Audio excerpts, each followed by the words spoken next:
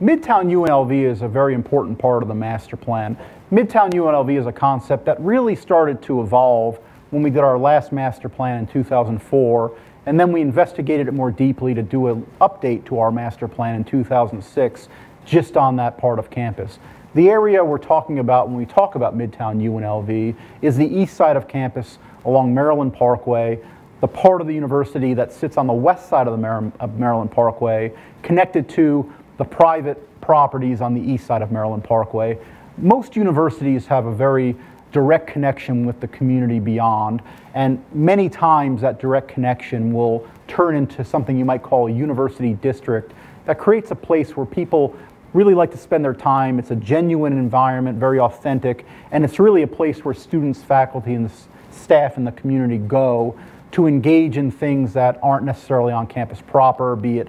coffee houses, art galleries, dining opportunities, those kinds of things that support university life. So looking at our map, right now along the Maryland Parkway edge, there's a very kind of strong dividing line with Maryland Parkway that creates the university side of this area and then the private sector side of this area, and they don't really connect very well. They're two very different things.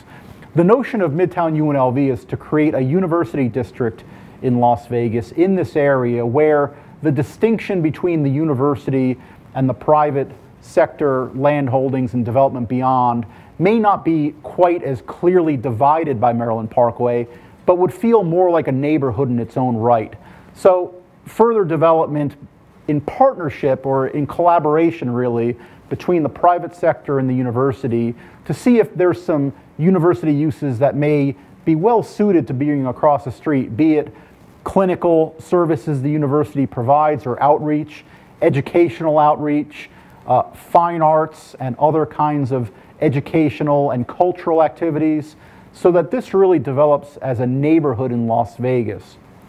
A big part of that development is if the university has some functions or uses that are suitable for the east side of Maryland Parkway and extend